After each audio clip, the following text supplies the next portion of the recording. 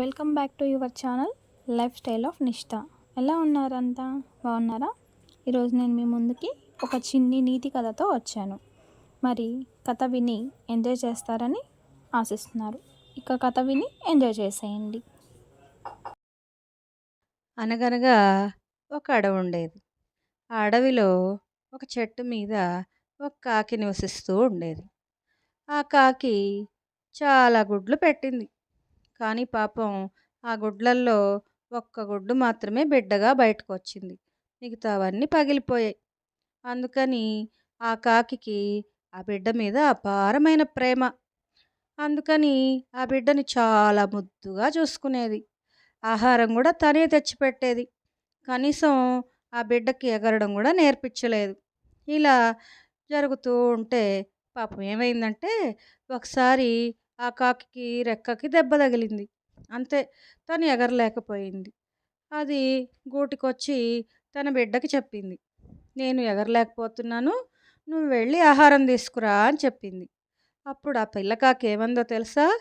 అమ్మా, నాకు అసలు ఏమీ తెలీదు, ఎగరడం రాదు, బయటికి వెళ్ళడం తెలీదు, నేను ఎలా ఆహారం తెస్తాను, నేను తేలేను, నువ్వే వెళ్ళు అని చెప్పింది.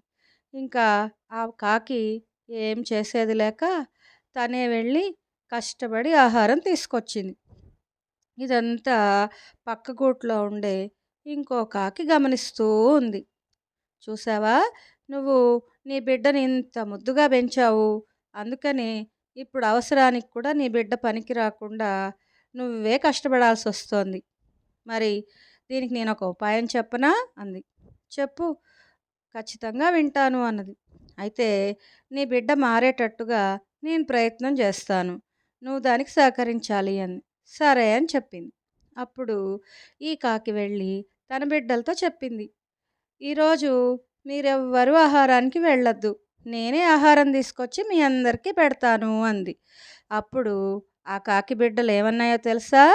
అమ్మా, నువ్వు ఆహారం తీసుకొస్తే మేం తినడం ఏంటి, మేమంత చేతగాని వాళ్ళంగా ఉన్నామా, మాకన్నీ వచ్చు, నువ్వు మాకన్నీ చక్కగా నేర్పించావు, అవసరమైతే మేమే నీకు ఆహారం తీసుకొస్తాము, బయటికి వెళ్తే చాలా సంతోషంగా ఉంటుంది, ఎన్నో ప్రదేశాలు చూడవచ్చు, అన్నీ ఆనందంగా చూడవచ్చు అని చెప్పాయి.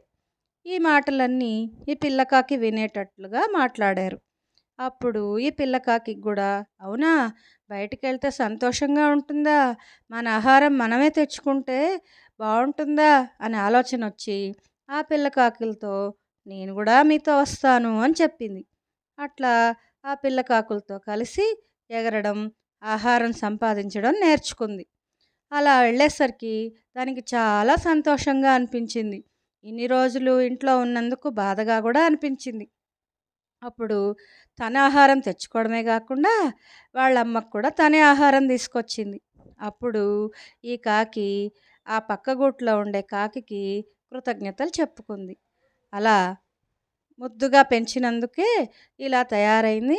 చూసావా, అన్ని పనులు నేర్పించాలి పిల్లలకి, చక్కగా కష్టం సుఖం తెలిసేటట్లు పెంచాలి అని ఈ కాకి చెప్పింది. అవును, నువ్వు చెప్పింది నిజమే, నేను చిన్నప్పటి నుంచి ఒక్క కాకే కదా అని చాలా ముద్దుగా పెంచుకున్నాను, అది నా తప్పే, ఇప్పుడు నా తప్పు తెలుసుకున్నాను అని ఈ కాకి చెప్పింది. ఇందులో నీతి ఏంటంటే, ఇప్పుడు తల్లిదండ్రులు వాళ్ళ బిడ్డలకి ఏ కష్టం తెలియకుండా పెంచేస్తున్నారు. అందుకని వాళ్ళు కూడా ఈ పిల్ల కాకిలాగే తయారైపోతారు. కాబట్టి తల్లిదండ్రులు పిల్లల్ని కష్టం సుఖం తెలిసేలా పెంచాలి. Thank you. ఈ కథ మీకు నచ్చినట్లయితే నాకు ఒక లైక్ చేయండి.